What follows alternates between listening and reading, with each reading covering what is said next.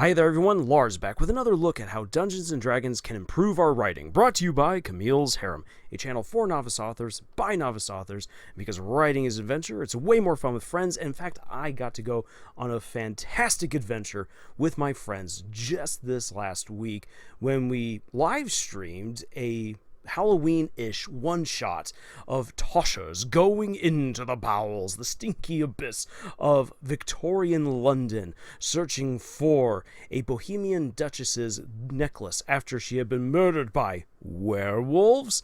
It was a great romp and fun.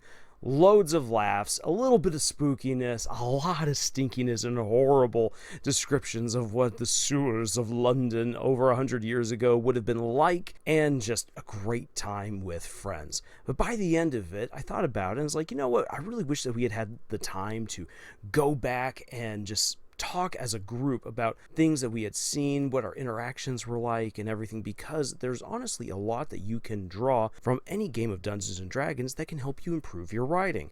So unfortunately, without the others here to give their input, I at least want to give some of my observations from the game, and I highly recommend that you check it out, if anything, for the laughs. Link for that live stream is in the description. Now, first off, one of the big things that playing a game like Dungeons & Dragons or any tabletop RPG can do for your story is that you can modify the game to accommodate a story idea that you have, allowing you to invite other people in and explore your world, or even explore maybe a plot within your world.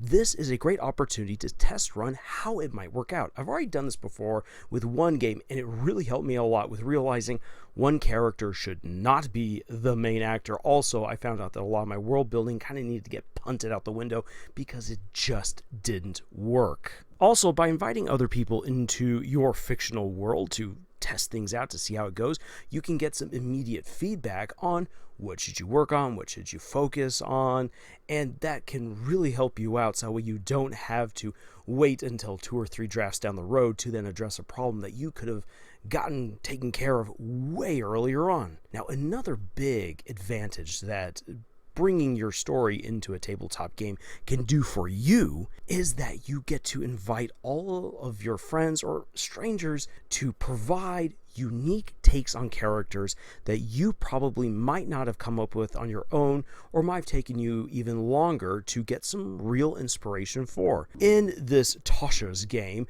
where we had Minty and Shane and Kano, who's then revealed to be someone else entirely, and Gabby, as well as a limping Joe, you got 5 different people bringing in 5 different perspectives, 5 different personalities, and having fun, trying to form some real chemistry, some real camaraderie, maybe some backstabbing along the way. And by doing that, you get to see a variety of characters that could work out really, really well within your story. Now, I do not recommend stealing one of your friend's characters to place into one of your stories because, yeah, that's a little bit mean. Don't plagiarize your friends, but you can draw inspiration from them to help you come up with how certain characters sound, how they look, what their motivations should be, what kind of roles they could play within your story, so that way you can have a greater sense of variety. This is something that plagues quite a few writers. We tend to write maybe 3 or 4 characters again and again and again with just wearing different masks. By bringing in your friends and strangers to interact with your world and to introduce their own characters, you have the opportunity to draw inspiration for new characters that, again, you might have taken a while to get to, or you might never have thought of on your own. It's a great way to receive inspiration. Another thing that pulling your story into a tabletop game allows you to do is to explore subplot ideas or other characters and just see how they work. How do other people interact with them? How do you feel afterwards? This is very literally playtesting. And if the playtest works out really well, phenomenal, you can move on ahead. If it doesn't work out, well, you now know what to axe. And let's not forget the immediate on-the-spot feedback that you get from your friends and from strangers who will tell you their thoughts.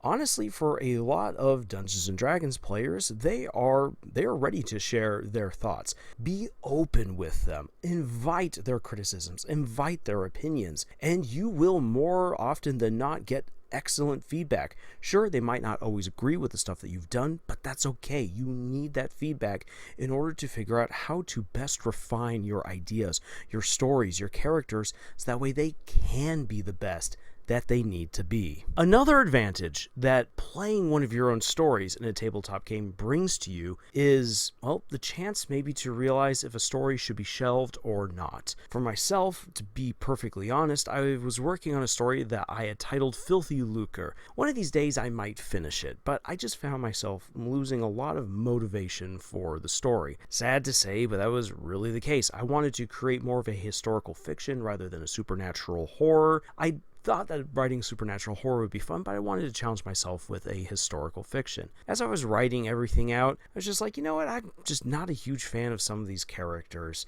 and I'm not sure if I'm exactly happy with the plot either. I really do like the setting. I like the idea of treasure hunting in Victorian sewers because that just sounds absolutely awful, but who knows what you could find. And so I thought, you know what, let's take the idea of maybe making a supernatural horror, let's play around a little bit with it. If I'm not necessarily feeling like I will ever complete the story, at least I can say that I've done something with it, and maybe it will lead to something fun, which it did. It was a great experience with my friends. I was able to tell a story that I hadn't planned on writing, and they helped to make it awesome. And long after the game, I was thinking about, wow, they really helped me to understand this. Wow, they actually did help me to understand that maybe I'm not really ready to write Filthy Lucre just yet. But also, if I ever do, I need to make sure I've taken some notes on this game because they've inspired me to try out different things with different characters.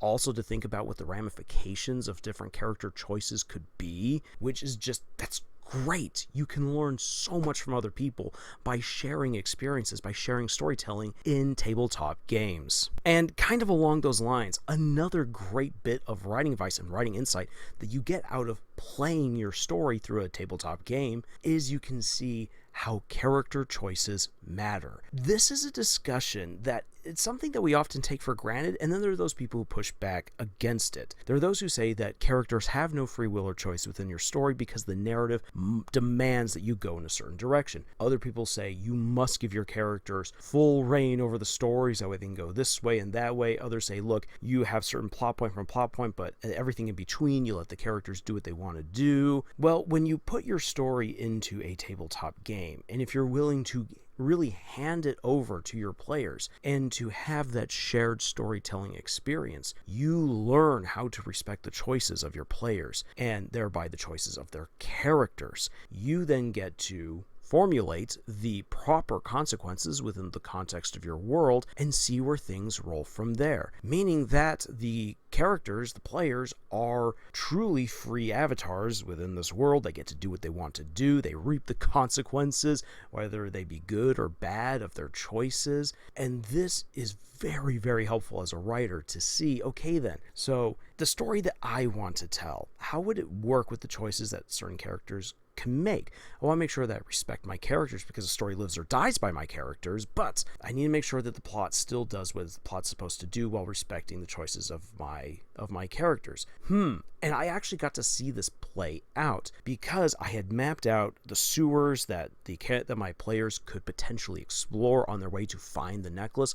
I had all different kinds of world building opportunities. I had encounters planned. I had plot reveals depending on which part of the map they had chosen. And after the game was done, I realized there were definitely some places that I would love to have revealed more of the plot, revealed more of this Victorian world, but it just didn't work with the choices that the characters made. So if I were to make a story based off of this one shot solely, I would then probably be like, okay then, well, I want to really reveal this one thing. I want to have this little bit of a lore drop. I want to have this twist. I want to introduce this character at this moment. Okay then. So the characters would have to choose something slightly different. But a lot of what they decide to share about each other, how they form a true party, how they come to rely on each other, doesn't isn't determined necessarily by whether they turn right or left, but by all the other interactions in between. So if I were to write this story differently, I can have them then go down different paths, reveal what I want to reveal, but maintain a lot of their choices. And so it's an exercise in editing. It's an exercise in character freedom. It's an exercise in finding out how to get that proper balance of character and plot. And again, that's something that you can see play out in real time if you incorporate your story into a TTRPG. So those are my thoughts immediately after doing this Halloween one-shot with my friends. Again, I highly recommend that you check it out, that you get introduced to all of them. If you've been watching some of our videos, you should already know Scott. You've probably also heard Kitty if you've gone back to one of our older conversations about women in Lord of the Rings, but then you get to meet some of my other friends who are not necessarily members of the Harem, but have been real helps to me as an author. So I hope that you really check it out, and thank you so much for joining me on this bit of my adventure, of our adventure that we call writing. And if you'd like to support the work that I do here on YouTube, please check out the books I've published. Links for them are also in the description below. Otherwise, until the next video, y'all, tschüss.